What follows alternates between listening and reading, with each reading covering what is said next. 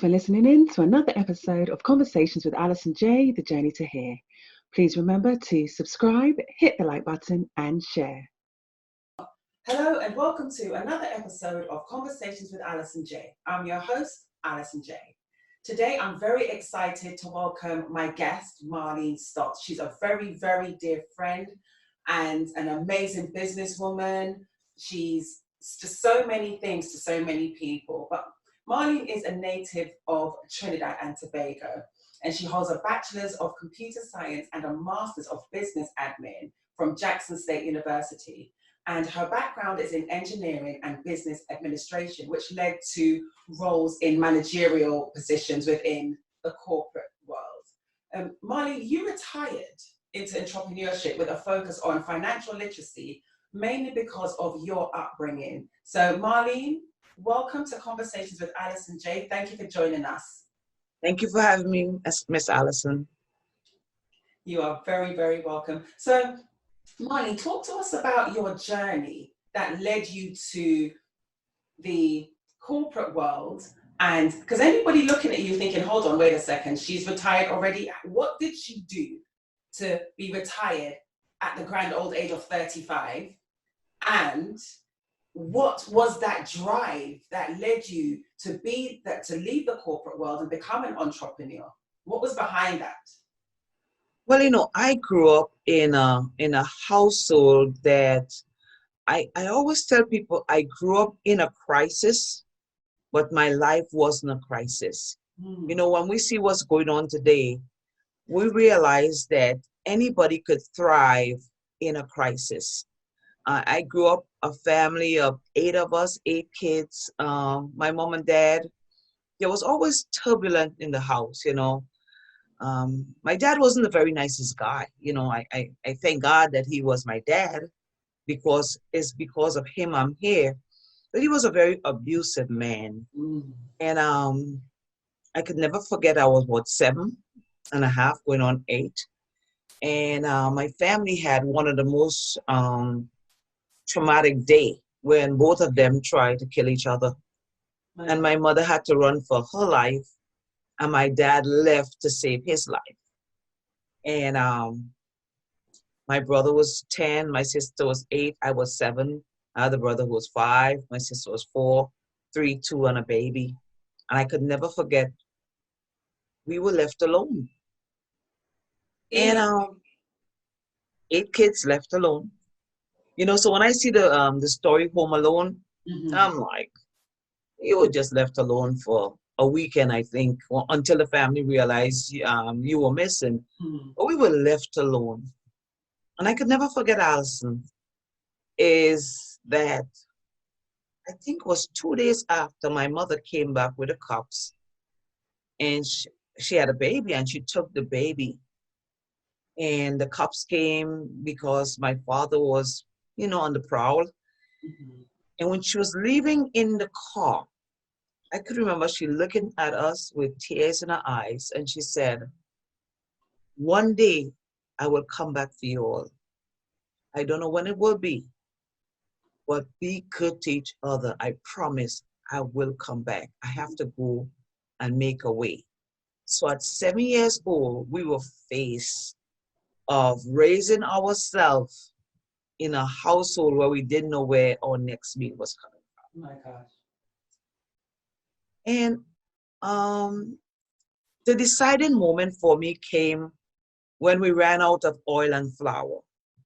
And to some people, oil and flour is nothing. You just go and buy it. But to us, it was big because that's what provided sustenance. Never forget, my grandmother on my dad's side lived not too far down the street, and she was what we call in the Caribbean well-to-do, well off. And I told my sister was older than me, but I was always like the one who led.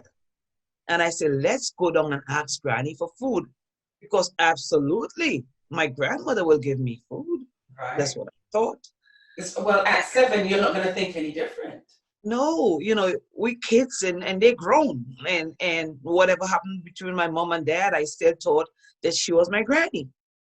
And we got there, and she had this big fence around her house, and we rang the gate bell.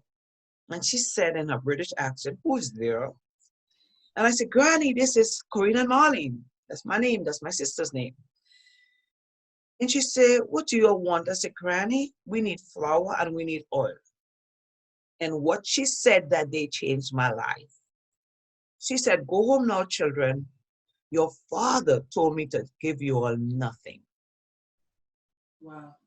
Well, Ali J, I could never forget. I grabbed my sister's hand and I started walking home in shock and disbelief. And that day, I made up in my mind that I don't care if they ever came back for me. If my dad ever came back, or if my mother never came back, that I was going to be rich. I didn't know how, I didn't know when, but that was my deciding moment that I'll never have to ask anybody for food ever in my life again. Wow, my gosh, my gosh. That, in this day and age, we would look at that, and first of all, we live in America, or me originally from the UK. Those children would be in social services or something, but we're talking about this is in the Caribbean where things like that just don't exist. And no, social service didn't exist. But I could never forget this. I always tell people, that's why I love to speak to single mothers who say they can't afford their kids. And I said, God always provides. One day, that same day when my granny said, "I'm not going to give you anything," and I'm going back home to tell my 6 brothers and sisters who were home that we might starve to death tonight. I thought about a widow woman that said, "Let's eat our last meal and die." Yeah. And when we got home, they were like, "Where's the food?" And we were like, "We don't have any." And we sat down on the steps. Long ago, kids would sit down on the step because you have nothing to do but go to school. Like, no, I never missed a day of school. My sister combed my hair every day, and through all the shame, because everybody in the village knew what happened. Right. And we sat down singing "Happy Am I and Rich and Happy." That was my mother's favorite song. Even though we were impoverished, we used to always sing wealthy songs. And I looked down the street and there came a priest. That's why I don't criticize religion. There came a priest. He heard of the plight of the Jack children, and he bought so many garden crops from his garden and food. And that day we survived because of the kindness of a man of God. So I tell people, if your mother and father abandon you, this is true for us. God took care of us through the hand of a priest who heard about the plight of these so-called orphan kids because everybody was gone. So I tell people, you got to hold on to a faith that I don't care what it looked like, you will always, the Bible talk about, I've never seen the righteous forsaken or the seed begging bread, and we never had to beg bread after that day. Wow, that is just the story of, it's heartbreaking, but yet it's so encouraging when it comes to our faith and believing, especially during times like now. We're living in a pandemic where every time you turn on the news, it's telling you about how many millions of people are now filing for unemployment. So that is such an encouraging message of God will provide, no matter what it looks like. He will provide. So after that, and with the priest, what then led to the journey of because the Jack children surviving and you then moving to America? Well, as I said, my mother did come back. Everybody, did she come back? I say, yes, she did. I think we lived by ourselves for about 3 or 4 months. But for a child, it felt like 5 years. And she came back, and I could never forget. I would always say, my idea of my escape out of lack was America. But at about 8 years old, I made myself valuable to my mom. Whatever she did, I did. because I overheard a conversation with one of my great aunts who told my mom, I will never keep these kids. If I were you, I'll put them in an orphanage. And I made up in my mind that day, I'm going to become so valuable to you, mommy, that if you put the 7 of them, you're going to keep me. So I learned to sew at 8. I learned to cook at 8. I did the household budget. Let me tell you the story.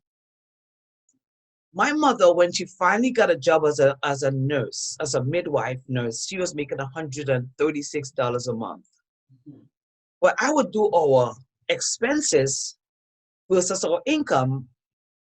She was making $136 and our expenses was $158. Even today, 52 years later, I remember that. And I remember saying, Mommy, we short $22. And she would say, yeah, we know. And we would start thinking, brainstorming. Could we borrow? Could we delay a payment? Could we sew something? And she would say, take $10. Go down to the fabric store, the haberdashery store, buy fabric.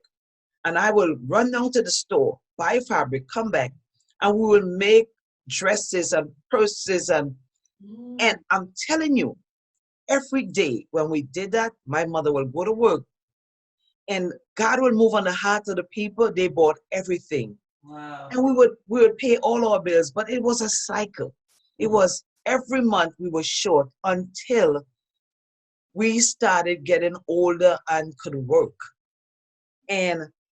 But I was always looking at the United States as, I gotta get to America. And I used to say, confess. That's why confession is so good. I used to confess, one day I'm going to grow up. I'm going to get to America. I don't know how. I'm going to go to school. I'm going to meet an American. I'm going to marry, and I'll never come back to this country. I would always say that. And fate would have it that I got a scholarship to the United States. Now, all my family before went to school in London or Canada. As a child, I loved golf. So when everybody wanted to watch Disneyland, I would want to watch golf. And people thought I loved golf. But I love what golf represented. The people clapped beautifully. They wore nice clothes. The homes on the golf course were meticulous. The greens were, and that to me was what wealth was supposed to look like. Right. So I came to America, and ironically, I met a guy in college. I went to school on a track scholarship, met a baseball player, got married to a baseball player who happened to just love golf.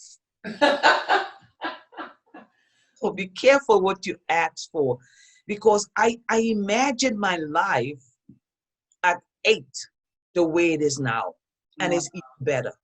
So my imagination, my confession, and I came to America. I knew that I was supposed to be in this land. I used to always say, somehow I end up in the Caribbean, but I am an American. Because America represented hope. I swear I told the roads were paved with gold in America.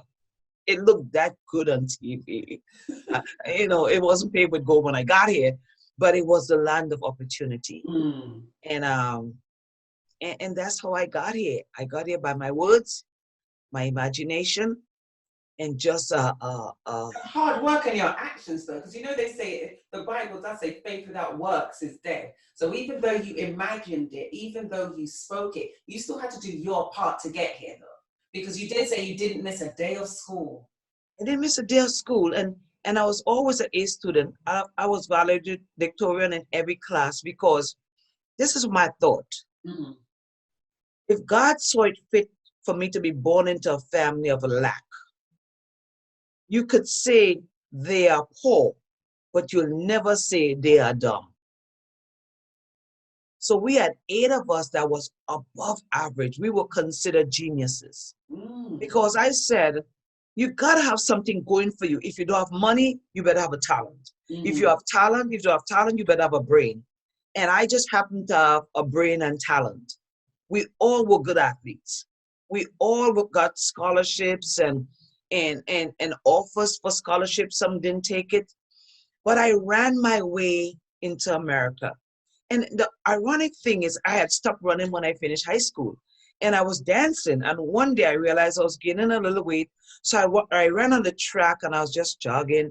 And a guy looked at me and said, "Are you not Marlene, Jack?" I said, "Yes." He said, "What are you doing now?" I said, "I dance."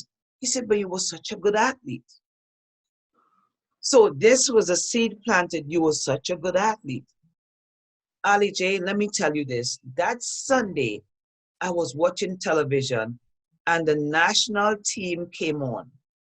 And I saw the girl who won the 100 meters, and I could remember being better than her in high school. And I'm like, hold up, this might be my ticket. And I went and I made the Trinidad team and was able to be seen by athletes who were in America and got offered several scholarships. My God. And took the scholarship where my friend was supposed to be. Let me give you the story. I'm going to give you a story. I have many scholarships to prestigious schools.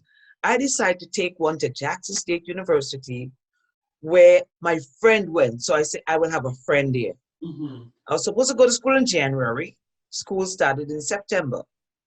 In October, I got a letter from the coach saying, if you could be up here in 3 days, you have a scholarship. So I didn't have time to call my friend. I got a visa. My mother organized a going away party. I retired from my job and I came to America. When I got to the dorm looking for my friend, I said, "Where's my friend?" They said, "Oh, she quit yesterday." Do you know I got the scholarship of my friend who quit, so it made room for me to come. Now, look at faith. If I did not come, if I had called her and got her and knew she had quit, I would not have come. That's right. And I wouldn't meet the man of my dreams. And I must admit, I'm very biased. He is a great guy, an absolute great guy. So well, thank you. That is amazing. But that just goes to show that because the thing is, it just goes to show that in life, as much as we may have planned it, the way that things get orchestrated for us to get to where we need to be, when we look back, sometimes all we can say is, "Lord, thank you that I didn't know." Because if I had certain pieces of information, I wouldn't have done what I needed to do to be able to move forward. So my gosh, so now you're in America. You've met the man of your dreams, but by then you don't even know he's the man of your dreams, right? No, he was my best friend. He was my good friend. We took all our classes together since I was on track and he was in baseball. When he traveled, I would take notes for him. When I travel, he'll take notes for me. And we were just good friends. We dated other people, and then fate will have it again. My coach promised me this. He said, if you graduate with a 3.5 and above, I will pay for you to get an MBA. I said, good. So I did. So I came back. He said, I'll pay for your master's degree, and you will help me with the track team while you do your master's. Ali, I came back to school, went to register, and I heard the line that just floored me. They said, there's no money here for you. So I'm like, my coach lied. So my mother had given me about $4,000 that semester. And my registration for my class is $4,000. So I'm walking across campus, dejected and upset. And I heard somebody calling my name. When I looked, it was my friend, who is my husband today, Michael Stotts. And he said, why are you so mad? I said, my coach lied. I came back here and he didn't give any money. I can't stay here. He said, how much money you have? I said, I got $4,000. He said, well, go pay for your school and you can live with me. I'm moving off campus. I'm like, I can't just live with you. He said, yeah, you could stay with me because I need help with my math anyway, because he was finishing up school. And I said, okay, let me go and see where you're going to be living. So when I went to see, it was a 1-bedroom apartment. I said, well, where would you sleep? He said, well, I will sleep in the couch and you'll take the bedroom. I'm like, no, I can't do that for you. Let's look for a 2-bedroom apartment and I'll find a job. So we got the apartment that day, we signed the lease. Mm-hmm. I said, well, let me give you the joke. So that Monday now, this is Sunday, Monday now, I march into my coach office ready to fight. I was feisty. You lied to me, you lied to me. And he said, female, he used to call us female. God bless his heart. He said, female, I put money there for you. He said, they don't know what they're talking about. So I ran back over to the registration. Do you know my money was there and nobody saw it? But as a result of nobody seeing my money, I signed the lease with a man that is going to be my husband. If I had seen that money Friday, I would not be living off campus with Michael Stotts to realize that this could be the man of my dreams. Mm. And So turned when you out to talk, be the man of your dreams. yes, when you talk about your steps are ordered by God, my steps was ordered. And I end up saying, well, I can't break the lease, so I'm going to stay off campus. And then we realized then that we liked each other. No, we always liked each other, but it was no love at first sight. It was like, this guy got potential. And him like, he always knew I had potential, you know. and that's how we started. And then we came to corporate. And we love corporate America. We were high paid corporate employees. Thank God for corporate.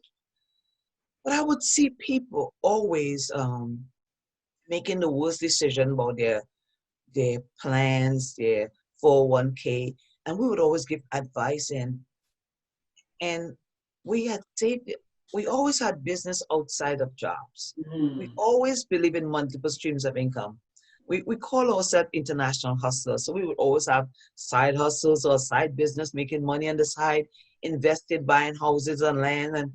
And we got to the point where we became working class millionaires, working class. But sometimes people say no job can make you a millionaire. That's not true.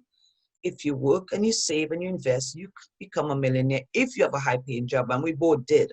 Mm-hmm. So in like 2 or 3 years, we had amassed a lot of money and we retired. Our jobs got terminated and we decided that at 30 something, I think Mike was 31, I was about 30 something. And we decided that we're gonna stick to entrepreneurship. But I was always drawn to finance because as a child, the principles that my mom taught me about finance always was in me. Mm-hmm. And when I see people struggling, I was always saying, how could they make this mistake? So I went back to school to become a certified financial advisor. And that's where I really got into helping people with money. That's when Money Matters started, you know, because I think we have to take the mystery out of money. Mm-hmm. And for most people, money is just mysterious. And not just mysterious. One of the things I found, I mean, especially like for myself, it's not just that money was mysterious. It's almost like people are afraid of it. They're just like, just because That's because of what we've been exposed to. A lot of us in school, there was no class on money management. You know that. There was no class on goal setting. And there was not a class to help you come up with your statement of financial position. And there wasn't a class that taught you about budgeting, looking at your income and expenses. There wasn't a class that say you cannot live above your mean. There wasn't a class that say track your daily expenses. There wasn't a class that say you could get into credit card debt quickly and stay in credit card jail for the rest of your life. And that's that part right there, because I remember that happened to me. My back in the UK, I don't know if they still do it now, but what they would do once you reach a certain stage of school, they have what they call work experience. So you would spend 2 weeks working. It was unpaid. It's a bit like an internship for college, but this was at the high school level. And I got, mine was in a bank. And I impressed them so much in that 2 weeks. They said, when you finish school, there's a job here for you. So I was like, oh, okay, great. So I finished school, went to, connected back with them. They, true to their word, it was a job for me, started work. And as part of being an employee, there was a specific account that you had. I think back then they used to call it an orchard account. They gave you a checkbook, and in the UK, they give you what they call a check guarantee card. And it started off with £50. And what that basically means is, even if you have no money in the bank, because it's a check guarantee card, as long as you show this card, it guarantees that that vendor will get the money for when you write that check. And what came with it was 2 credit cards. Yeah, so I had a checkbook with a £50 check guarantee card and 2 credit cards. And I think back then, at 18? Yes. And I didn't know about credits. I thought people had just given me money. Free money. Right? So guess what Alison did? She spent it. Yes. Alison went on shopping sprees, and me being the person that I am, it wasn't just I was buying things for myself. I say to someone, "Oh, you want this? I'll get that." So, and then the bill came, and I'm looking at like, oh, and to top it all off, I had an overdraft. Oh my God. So yeah, so at the age of 18, having had 0 financial stewardship education, no financial literacy whatsoever, I had an overdraft of £200. I had 2 credit cards, and I had a checkbook with a check guarantee card. So as you say that about credit card debt, and you can get yourself into that and be in that for the rest of your life, it's one of those things that back then I started to freak out, because by the time I got paid, I had no money left, because guess what? The overdraft sucked it up. The credit card bills sucked it up. And it was a vicious cycle, to your point. Mm-hmm. And you know, sometimes a lot of companies, this is systemic. Mm. You know, like when I was in campus, who always came were the armed forces to recruit and the credit card companies. Now, why would a campus allow credit card companies to come on campus to put 16 years and 17 and 18-year-old in debt? Wow. So I did an analysis once, Ali, and based on I'm a numbers person.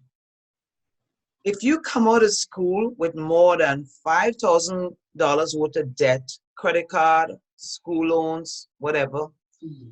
and you buy a house paying more than $2,000 right away, and you buy a car $500 right away, and your job doesn't pay you more than $50,000, with minimum payment, you'll be in debt for the rest of your life. My gosh. And and the thing is, nobody realizes that, because it's almost as though because you can get it, you think that it's okay, I can get it, so I can manage. But that's not the case at all, is it? The credit card company knows that. You know, just like how the cigarette company have algorithm that shows if you hook somebody before 18, you have them hooked for life. My gosh. If you go past 21 and you have never smoked, the probability that you ever picking up a cigarette is nil. Mm. So the ad target the young and make smoking look sexy. Yes. The ad for credit card targets the young. I just did a podcast today on post-pandemic spending disorder. And one of the things I tell people, you have to sometimes turn off of social media. Yes. Because when you go to Instagram, especially Instagram, IG, I'm calling name, their ads are so provocative. Yes. The wigs, they make a wig make you feel like if you just married a prince.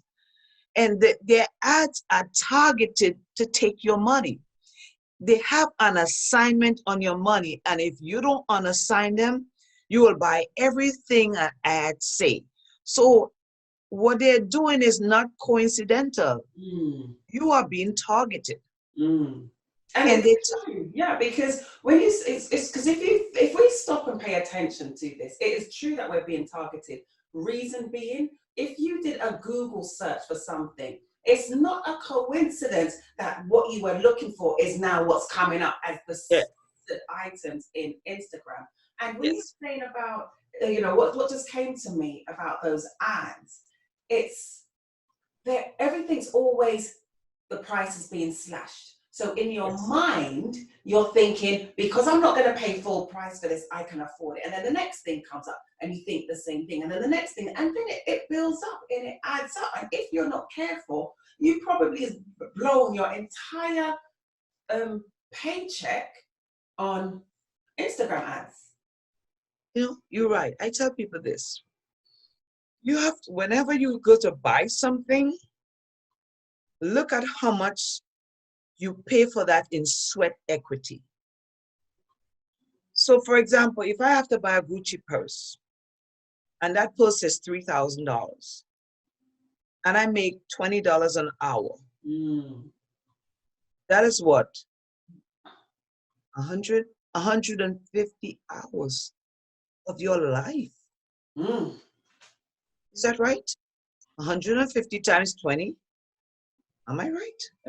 Let's pull out a calculator, Ali. That's 3,000. $3,000 divided by $20 an hour. You have to work 150 hours for that purse. Let's say you work 40 hours a week. That purse is worth 4 weeks of work. And the thing about it is sometimes, and like you said, thank God for corporate America, because to be honest with, not just corporate America, the corporate world, because we've been blessed to work in some good jobs and meet some great people and make some good money at doing it. So I'm not even knocking it. However, sometimes when you go into the office and there's that person or those people that dancing on you got one nerve left and they're dancing on that one nerve.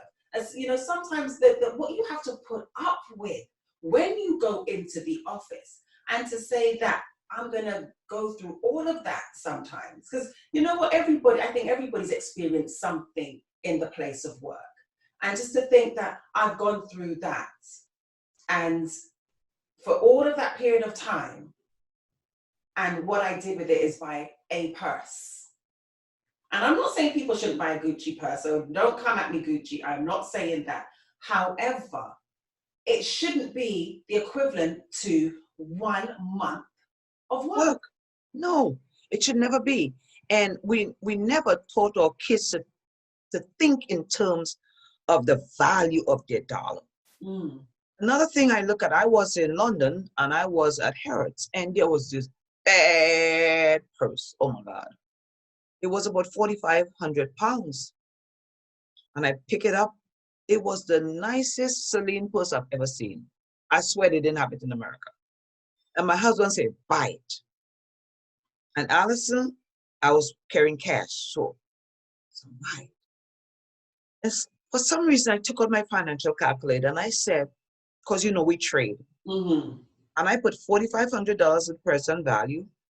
I say if I compound this 2% a week, what would it be worth in a year? And when the number came up, I realized I could buy a whole store of purses in a year. So when I look at the value of that $4,500 in a year, guess what I did, Ali? I put that first down. But most time, we don't teach our kids to walk around with a financial calculator. They don't know. I got one of those. Where can I get it? Because I don't have one. Download it. Okay.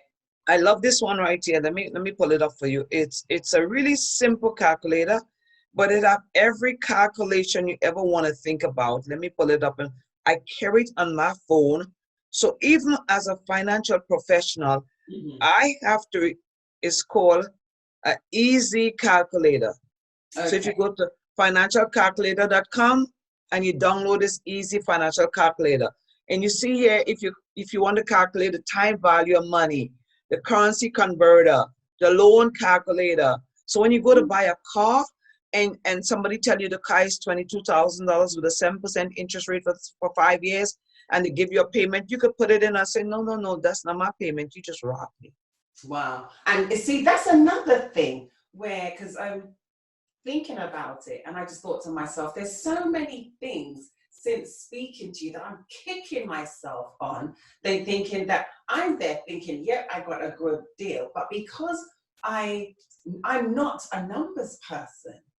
So when I look at it, and I just think, actually, yeah, you did rob me, but by the time obviously I've realized it's too late. So when you're going to somewhere, like if you're going to go and buy a car, if all those kinds of things where they pretty much blind you with science almost, if you had something like the financial calculator, like you were saying that you have, then a lot of people wouldn't fall into this debt trap. Because that's one of the things I really want you to touch on, is that it's just the debt trap and good financial stewardship, and just educating yourself, having financial literacy. Because if we don't have financial literacy, our children are going to come behind us and fall into the same pitfalls that we did. And you can see it like a cycle from generation to generation, literally because of the lack of financial literacy. You know, I was doing a research on financial literacy. I actually have a workshop on that, because really more than 80% of the world is financially illiterate. 80, not 1, 80. 80. 80. Wow. Based on certain, like 80% of the people do not know how to open a mutual fund account. And a mutual fund is a common financial instrument. Mm-hmm. More than 80% of people do not know how to calculate the payment on a car if you give them principal, interest, and the term of the loan. But not just people don't know how to calculate. What you've just said there, a lot of people probably don't even know what that is, what it means, much less to be able to calculate it, though. And as the generation become more and more financially illiterate, even though there's everything on YouTube that could help you, people don't know where to go. Mm. So we have a generation who wants everything today. Mm-hmm. So when you're not financially illiterate, and then you don't practice delayed gratification, you become a slave to the system of consumerism. So when we look at literacy, we tell people, let's start with a budget. Mm-hmm. So everybody wants to start with a budget. The biggest way to fail financially is when you start with a budget. Because a budget without a vision or a goal is useless. Let me tell you why. The good book that we read said, write the vision and make it plain. So he who read it can run with it. Mm-hmm. He who read have to start with you. He who read my life have to start with me. So if you have a vision, my vision for my household is not debt freedom, it's financial freedom. Now, financial freedom is different to everybody. Mm-hmm. My financial freedom might be $1 million. Your financial freedom might be 10 million. Bill Gates' financial freedom might be a gazillion. I'm being different. Mm. So your goal, your vision is to be on a person who helped eradicate the AIDS virus. No, it takes money to do that. It takes money to do research. So that's your vision. Melinda, the Gates, their vision is for vaccination, for the world. So your goal, now you have a vision. Now your goal might be, I want to donate 40 million every year to research a new vaccine. So you have a vision, you have a goal. Mm-hmm. Now, when you have that, a written vision, a written goal, now you have a budget. So you budget in there. But when you have the vision, you have the goal, then your goal drives your action. If you have to give $40 million to AIDS research, and somebody come and ask you to give 40 million to fight autism, you will say, that is not my goal. Right. So now your action is being driven by your vision and your goal. And then your action determines your behavior. So you wouldn't go to a hangar and see a $40 million jet on sale and take it up. Your behavior will be like, no, my vision and my goals is for AIDS research. I cannot buy this jet. Mm-hmm. And as a result, your vision, your goal, your action, behavior, that's how you get results. Let's push it back into finance. If you have no vision for your house and you have no goals, a budget will never work, because a budget is about action. Right. So now I back up with people. I just had a session with a lady from Hello Summer for her free session. Mm-hmm. So what are your goals in life? I said, do you have it written down? She said, I'm just tired of not having. People know how they don't want to feel, but they don't know what to do to change that feeling. Right. You hear people say, I'm sick of being broke. You say, well, what's your goal? You know, I used to get lost a lot before GPS. I thank God for GPS. I love technology. Before GPS, I used to get lost a lot. And I'll call Michael. Michael, I'm lost. He said, baby, calm down. I'm in the hood, baby. I'm in the hood. He said, baby, calm down. Tell me, where are you? I'm like, in the hood, in the hood, in the hood, baby. There are people running across the street with brown paper. He said, baby, calm down. Look up. He said, what street are you on? I said, I'm on Commercial. He said, look to the side. What is the cross street? I'm on 13th. He said, yes, you are in the hood. I want you to make a U-turn. Because in order to find out where you're going, you first have to know where you're at. Right. So in order to know where you're going, you must know where you are. And now he could give me direction, say, well, baby, you are in the hood. We live north. You are west. We live west. You're north. Turn around and I'll lead you out to the hood. Same way with financial freedom. You have your vision, then you have your goal. Then you have a statement of financial position, which you list all your assets, then you list all your liabilities, then you come up with a net worth. Now your net worth might be negative when you just start. That's okay. Because I'm talking to you, I say, huh? Sorry, it was just going spotty again, sorry. So where it started to go, it's like, so you have your assets, liabilities. And when you minus your liabilities from your asset, you come up with your net worth. Right. So you might have $1 million in debt, 800 in assets. So you have a net worth of negative 200,000. But that's okay when you're young. As you get older, as you pay down debt and you pay off debt and you get more asset, you will have a positive net worth. And I tell people, don't feel bad when you just get started on the road to financial freedom if you have a negative net worth. Because most people don't get rich, truly wealthy, till they're 50, because you have enough years to pile on the investments. Right. Make sense? So when you do your net worth now you have all your debt listed, then you have all your asset listed. Then now that's when you go to a budget. Because your budget say now, this is my income coming in every month, and this is what's going on every month. So income versus expenses supposed to balance. It's supposed to be zero.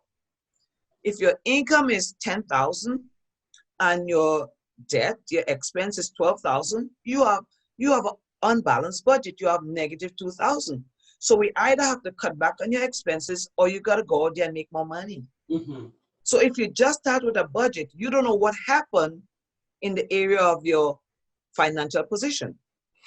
And then even after you have a budget and it balanced, the most important part of a budget is tracking. Right. Because a lot of people tell me, Sister Marlene, that's what they call me, or Minister Marlene, I don't spend money, so I don't know why I don't have no money. I said, okay, all right, okay, good. I said, I want you to, for 30 days, I want you to track everything you spend. Don't make it drudgery. When you come into the door, if you bought a McDonald's meal, you drop the receipt in there. If you did get your hair done, you drop the receipt in there. If you get your toast done, Some people tell me they don't spend no money. By the time the third day, they spend $1,500. So if you don't track, what you don't track, don't improve. So at the end of the 30 days, I'll look at what you tell me you don't spend. I'll say, boo, do you know you're spending all this money on food? Oh my God. You know, and now we could adjust the budget to suit. And then as a result of tracking and being more disciplined, that's how you get into debt freedom, which is just a milestone on the way to financial freedom. Because I tell people, when you get into debt freedom, If you stay too long at that milestone to celebrate, you're going to get right back in debt. And explain that. Because you see, because in a lot of people's minds, that's what they're working for. Because especially because you see these adverts for help you get out of debt, and if you've got credit card debt of over this and whatever. So explain the difference. Okay, most time when you get out of debt the right way, your credit scores jump up to like 800 because you have very little debt. Your available credit balance might be very high.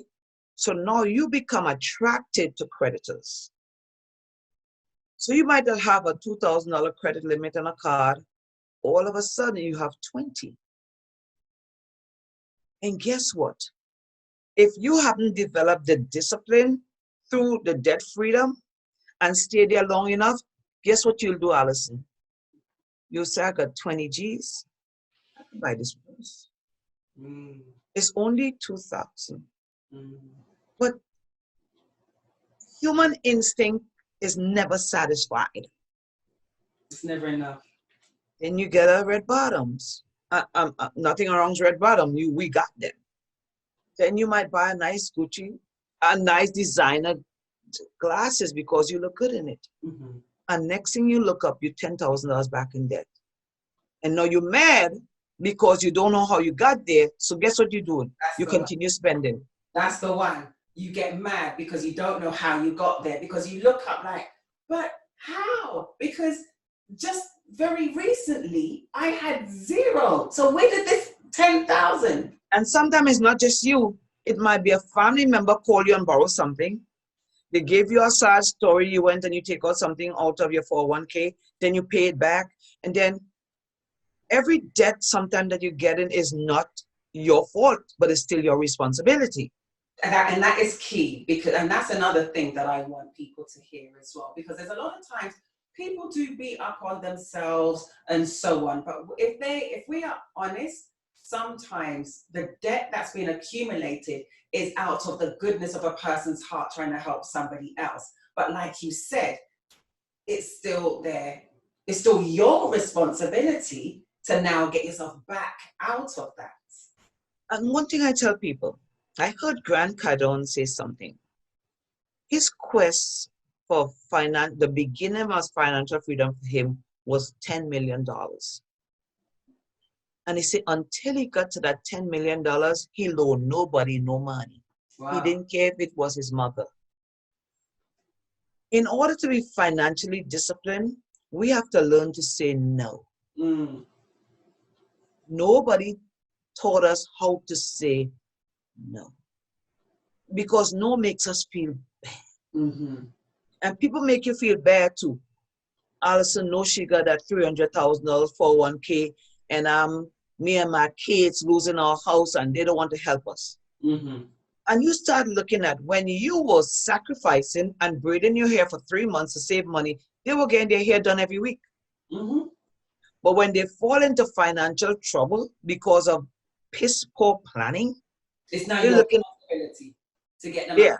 Irresponsibility, that's piss poor planning. You could cut that out, right? Oh, I'm leaving that right here.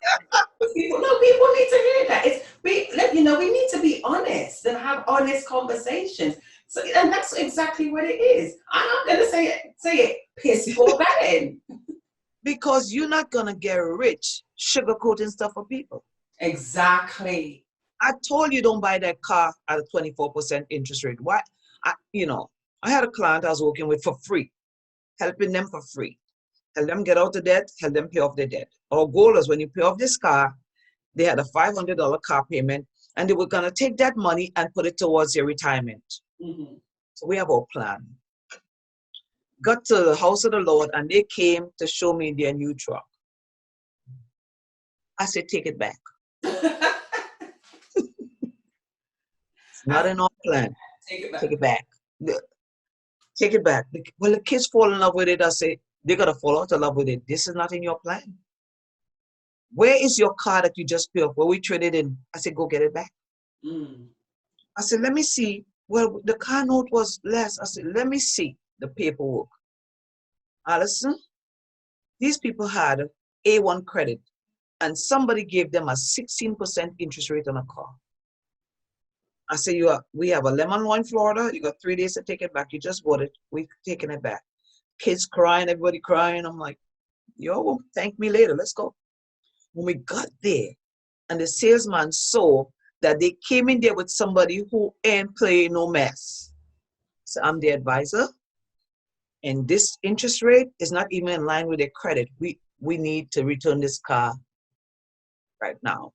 All of a sudden, he wanted to drop the price of the car by $5,000, and then he wanted to lower the interest rate. I said, no, we're not interested. We need a car that they trade in back, and they got it back.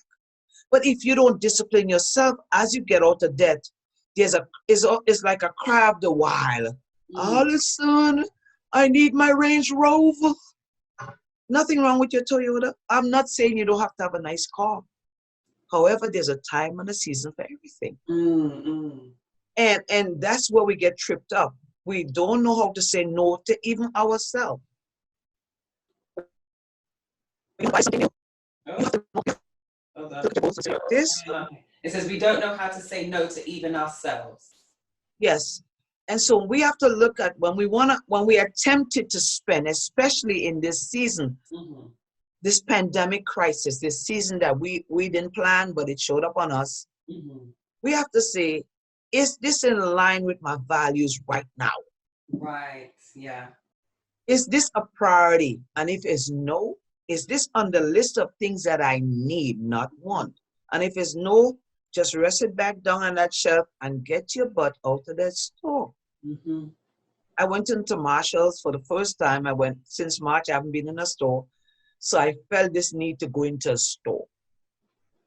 And I went into the store and I started looking around. And Allison, I'm seeing things. And myself spoke to myself. Said, buy some nail polish and get out of this store. I went and buy a nail polish and something else for $9.61. Do you know the edge to shop was gone? So sometimes if you want to take that edge off, just go and spend $10. You have the same satisfaction as you would spend $10,000 with all the regrets. Yes, and that's the thing. With all the regrets. And I walk out of that store with my little bag with my little mask on, and I'm like, yeah, buddy, you didn't get my $1,000.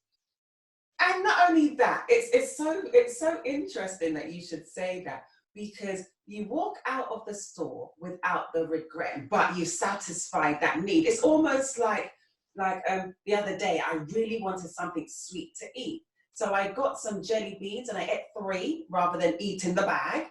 And it satisfied the need. But later down the line, I felt so proud of myself that I was able to, discipline myself. And I was able to not give in to the temptation to do that. So rather than live in regret, I was now living in a place of feeling so proud of myself that you can do it. And that's how you feel when you start saving money and putting money away for your emergency fund. And you get to that first $1,000, the feeling of that first $1,000 for a new saver is much better than a purse. I'm telling you, when I came out of college and I saved my first $1,000, it was like, thank you, Lord. And when you get to your first $10,000, it's like Jubilee. And I'm telling you, there's nothing like saving and getting to your first $100,000. But it starts with $5, $10, $20. A lot of time people get turned off of the big numbers because they look at their hand and they say, this is nothing. But nothing compounded over 3, 4, 5 years, you could be a millionaire. Wow, and that is start where you at. If you have to start saving $5 a day, do it. And some people can't even do that. So even if they start with $5 a month, but do something. That's something. Do something.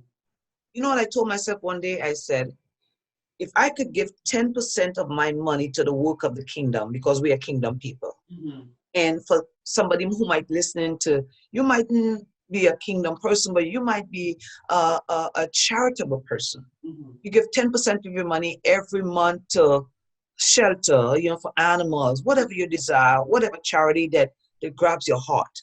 Mm-hmm. If you could do that for a charity, you could do that for yourself. Yes. Because the worst feeling in life is to outlive your money.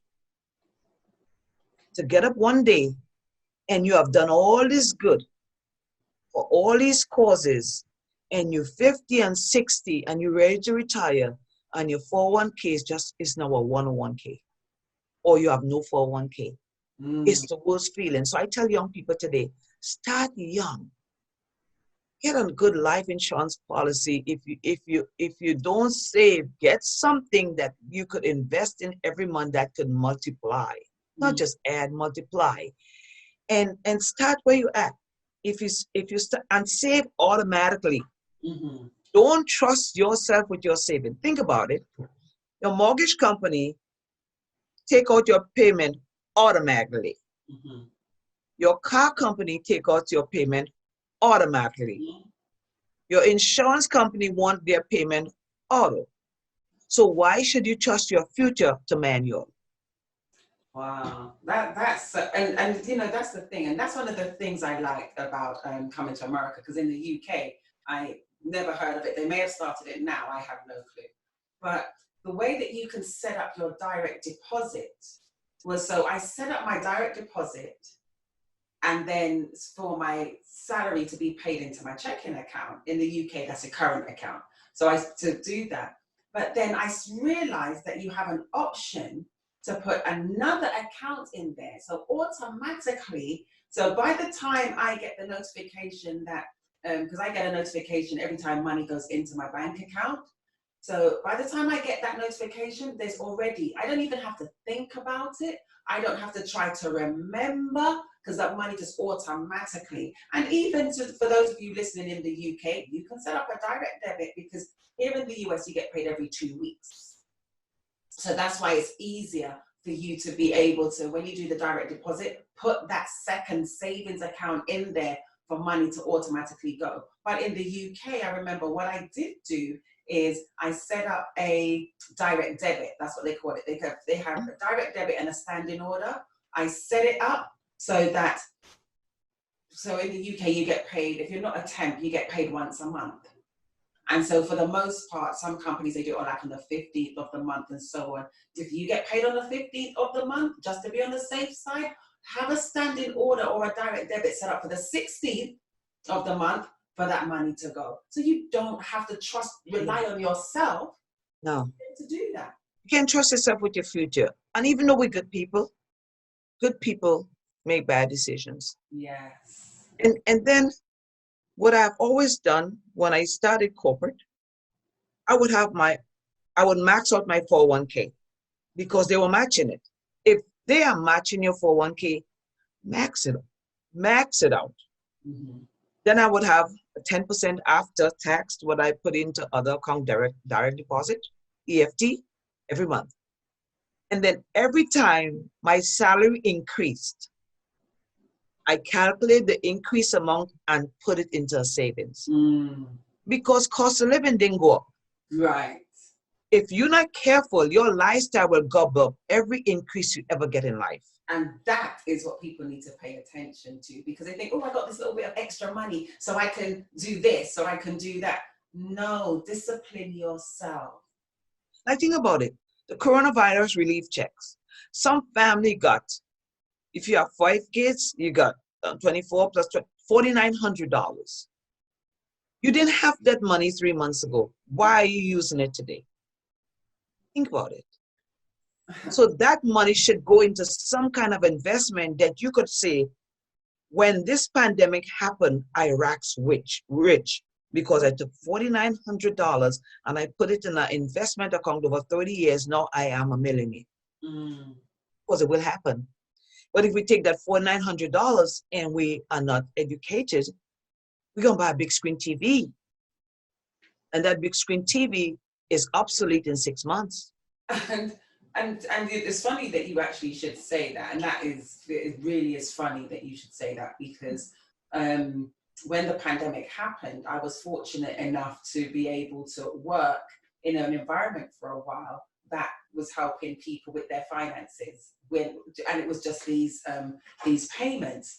And I was hearing people talking about they went into this store and they bought a TV. I'm like, why? And some of these people still were not working, you know. But because this money came in, and it came in this lump sum, because, you know, there was the backlog, and there was so that people had the back pay.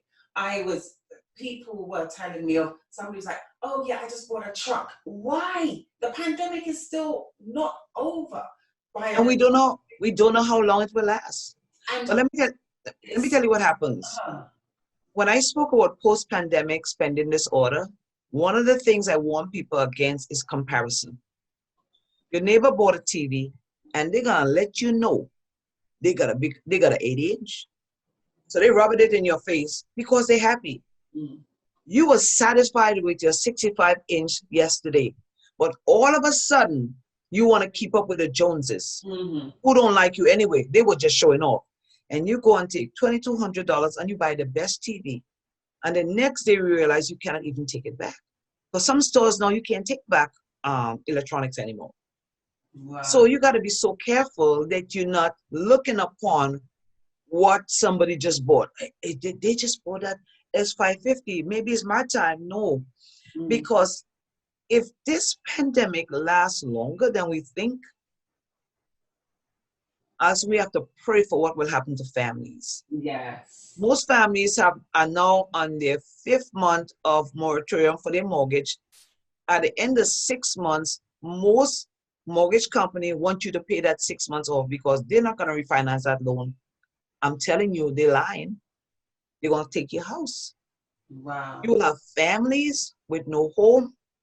If think about it from a financial perspective, I have teachers who are not going to let their kids go back to school because of different reasons. The kids might have asthma. You can't send your kid into what you think is a concentration camp.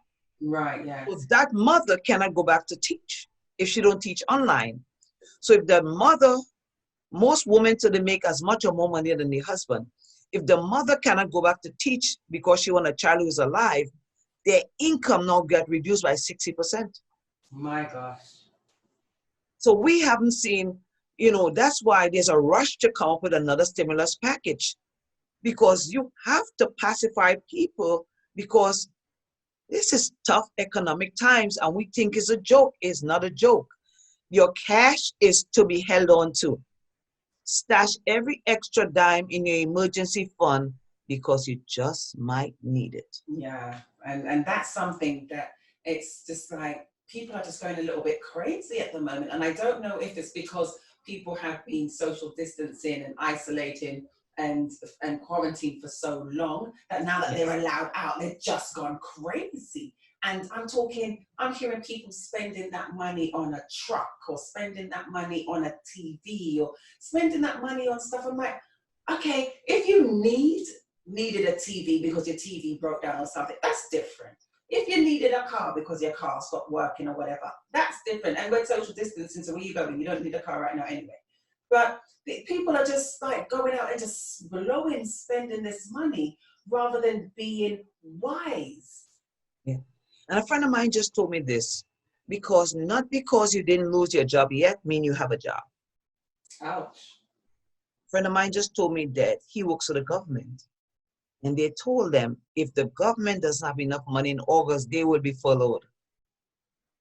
And we always talk about good, safe government jobs. Right. When the government's saying that they broke, the country is in trouble. No job is safe. I have friends who are pilots who might not have a job come August. Yeah, and make big money. So people now have to become creative. They say, don't waste a good crisis. If you know you have a job that might be in jeopardy, you need to start a business right away. Right now, one of the best sources of income could be online tutoring. Yes. Because if I was a teacher, I'd get rich in this economy. For all the parents who don't want to get their kids back to school, I'll start the best online tutoring program. Stay at home with Marlene. The best, that's why we have Zoom and all these go-to-meeting stuff. With technology now, you can become very rich with your skills if your job is impacted. But when we're not thinking as financial being and we're not looking at our financial freedom, we sit down and pray that we don't lose our job. No, get up and act. And that's a lot of people are failing to realize during this time.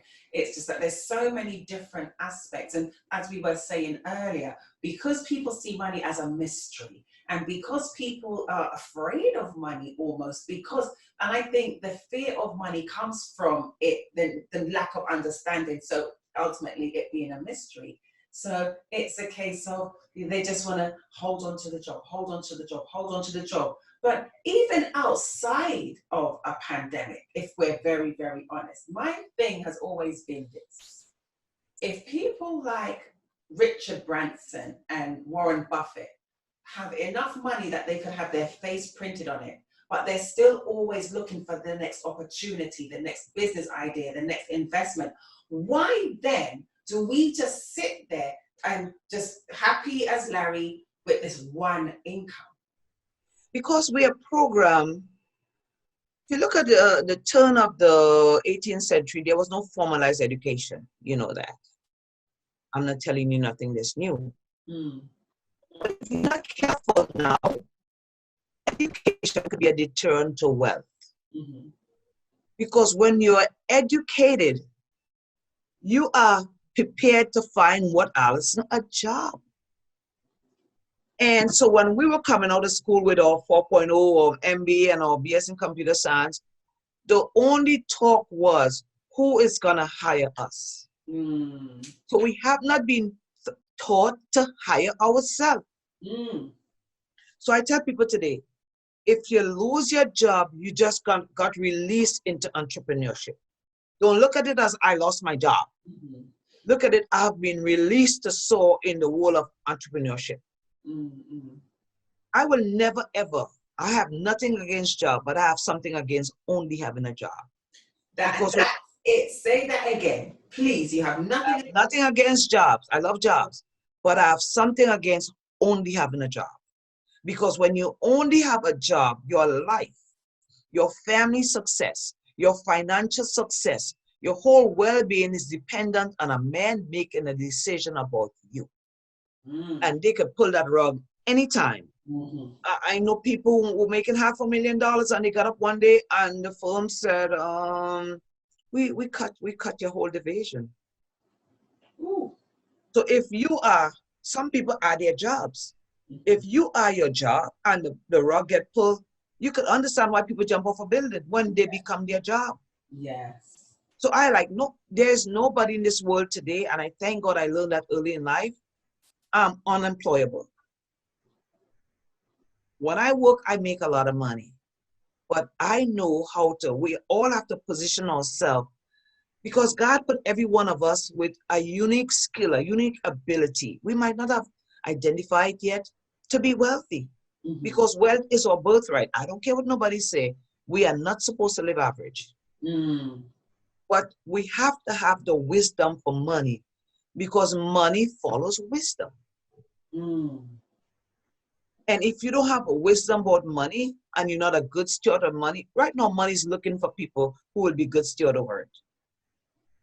Money finds its way back to people who have wisdom what to do with the money. We had an exercise in Trinidad and we enacted a talent and we say, we give you 10, we give you 5, we give you 1. What multiply my money? And what we realize is that probably 100% of the room never thought of multiplication. They think linear, job. They never thought of, can I take this $10 and buy 2 cases of water, 48 bottles of water for $10 and sell each bottle at $1, make $48. Now I have $38 worth of profit. Then I take that $48 and buy 10 cases. They never think multiplication. So in this pandemic season, people have to be reinventing how they make money. Mm. And you cannot depend on a job. I don't care how good your job is, Ali J. Multiple stream of income is what protects you when economy changes and you hadn't planned for it.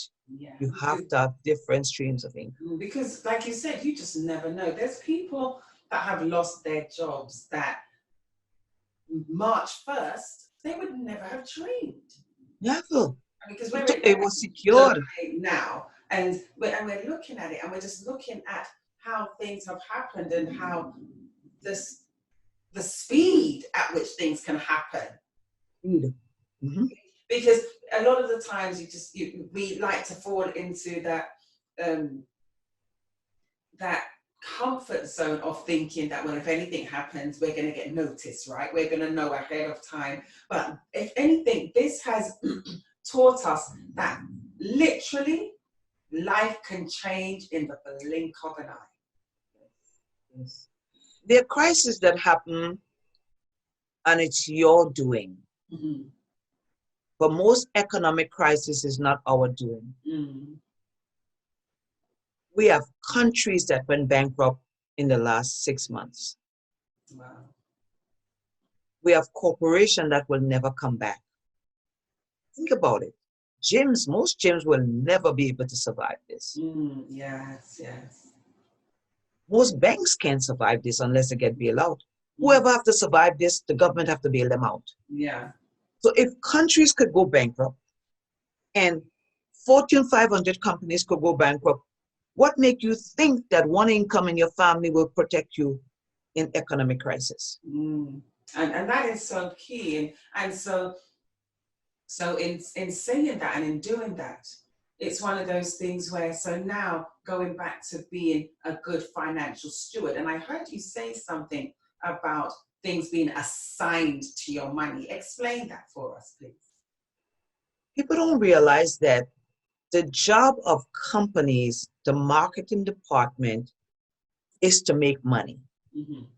And how do they make money? They have to get it out of your hands. How do they get it out of your hands? They have advertisement and surveys and promos that make you feel like, if I don't get this, I am not Marlene Stotts. So if you look at the iPhone, I'm not against iPhone. One. But I got an 8.5, I think. Let me tell you how assignment looks. You go to the store and you said, you know, my iPhone, the SIM card was acting up. And the first thing the guy say, you have an 8.5 with all your money? The 11s are out. We're about to get a 12. And all you have to hear is assignment, because that 12 or the 11 is $1,200. So they have to make you feel like if you're missing out on a camera. So now you say, okay, but I don't want to pay $1,200. They say, oh, no. If you sign up a 3-year contract, that would be $50 extra on your phone bill every month. And if you're not thinking, you say $50, well, I could afford that. You're not looking at the $1,200 with the interest. You're looking at $50. And that cycle will happen over and over again, because when you get to the 11 and your 11 give trouble, you go to the guy said, well, wait, at 15 now, what's wrong with you? So if you look at everybody's phone bill, most people don't buy the phone outright. There's a charge there, an assignment every month that they have on you. Cable, I cut off cable. I realized that's an assignment. I'll spend $180 a month for cable that I don't watch. So their goal is to get your money out of your hand. And your goal is to get your money back out of their hand. Got it, yes. We need to get our money back, get our stuff back. That's why I tell people today, stop spending. Most of the stuff this pandemic taught us that we could do our own nails. Yes. Our own toes, that a wig will do. That we could braid our own hair. That we could put on our own lashes. Because all the people who was assigned to take our money, they were shut down. So now we started cooking again at home. We started getting healthier.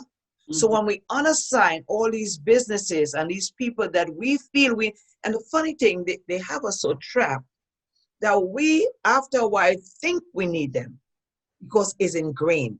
We think we need cable. We don't need cable. We have a Fire Stick. We think we need to get our hair done every week. Who told you that? We think we need to get our nail done every 2 weeks. Who told you that? The assignment that they have on your money speaks to you. Yeah. So now you have to start speaking back, saying, no. I could spend half an hour, take this polish off, take that acrylic off, polish my nail, put $50, $150 I'm saving between nails and toes, put that in a Forex trading account or whatever trading account you have, see it multiply. That's how you have to start thinking. You have to sit down in this economy and say, what is a want and what is a need? And the want, you have to unassign them. Yes, and that is so good because it's true. I mean, I must admit, I haven't had my nails done in years. I just haven't, because I'm blessed to be able to have nails that look like that. They're healthy. You have healthy nails. Yeah, my nails grow long, hard, and so I'm just very, very fortunate and blessed. But and the reason that I stopped getting my nails done is because during an economic downturn, this was because I've been getting my nails done I was getting my nails done before they had acrylics, when it was fiberglass they were putting. Yeah, 30 years ago. Yes, I did too. and then eventually acrylics came and everything. And there was an economic downturn, and I had to look at, like you said, but I didn't use it in the terms, but now that I'm thinking about it, because you've used the word unassigned. You call it cutback, right? Right, I'm like, listen, I need to cut some stuff out. And that's one of the things that I looked at was, what do I need to cut back? Or to use your term now, what and who do I need to unassign from my money? And getting my nails done was one of them. And when I started to look at it, what I would spend in a month getting my nails done, if I took that money over 1 month and bought all the different colored nail polishes and the top coat, the bells, base coat, and the files, then I just like, over the years, I have saved money. Don't get me wrong, I fell into another trap of what to assign on to that money. However, but I started to learn that. And even like with my hair, I used to keep my hair short. And then I remember it was when I started to grow my hair, and I'm aging myself here, this was when the recession hit in the early 90s. So I had to look at, what do I need to cut back. One of the things was going to the hairdresser so often. I don't need to be having my hair cut that often. So guess what I did? Started to let my hair grow and realized that, you know something, I can just get a hairbrush and brush it all back, put it up, and I bought what do you call them? At the time, what do you call them? The tongs and all the bits and pieces I needed. I learned how to do my hair myself.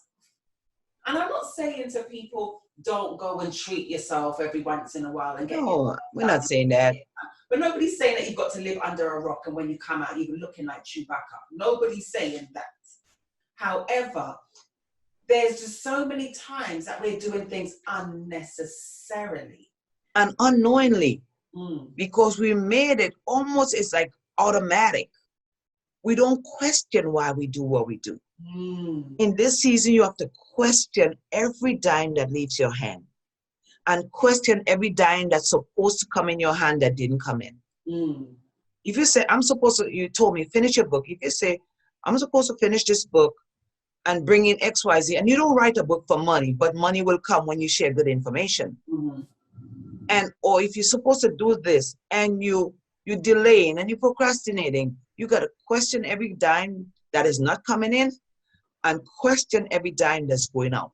And it's okay to unassign a phone bill and invest in your brand. Because most time when you unassign them, you're not really just stashing all the money. You're spending money on sponsored ad. You're spending money on your book covers. You're spending money on books that improve your life. You're spending money on classes that will improve your You're speaking investing skills. in yourself. Investing it in you, because you'll see a much better return than that iPhone Yes. and than a phone. Yes. Because I don't have an iPhone. I am an Android person. But yes.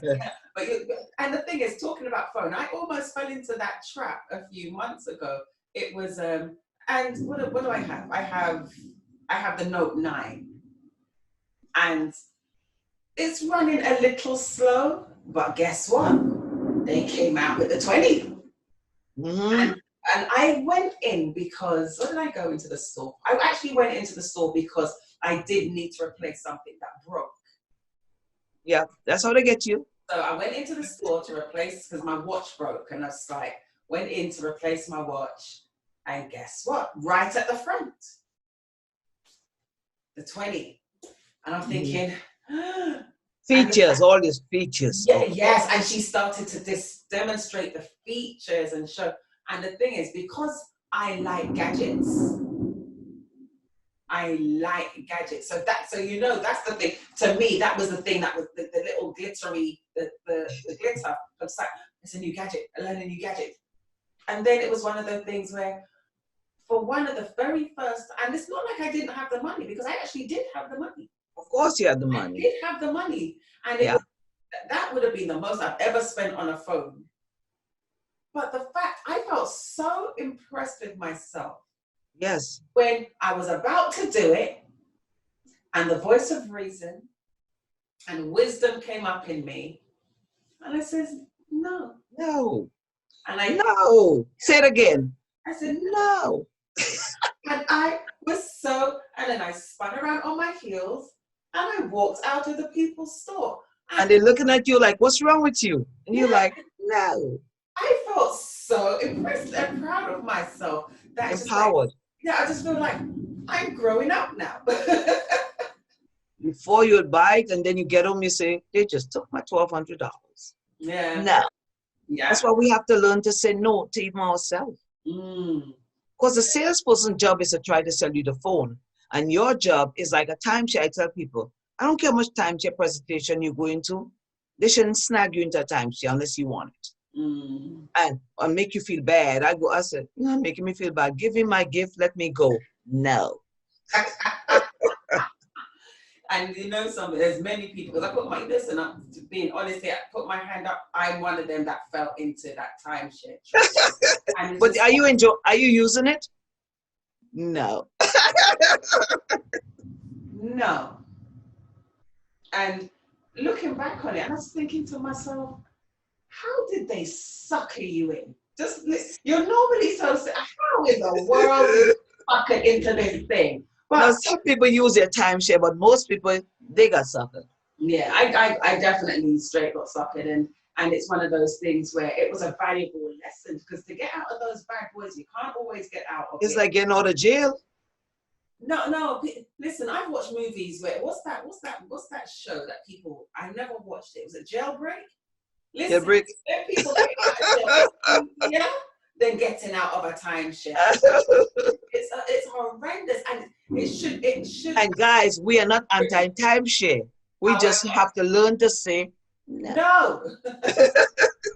Say no. Who was it that came up with it? Nancy Reagan. Just say no. But it's so true, and there's something else that I heard you say, talking about unassigning your money.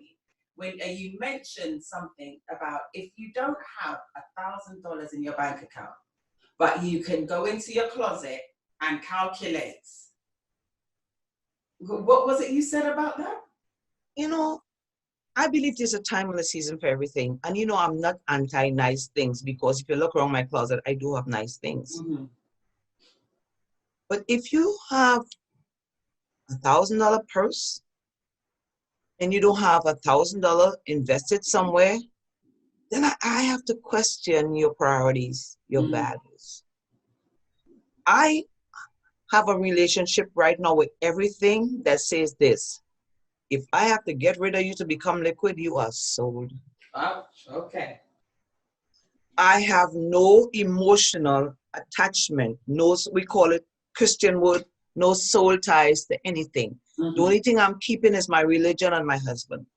Okay. Everything else is worthy of being sold. And we have to get like that.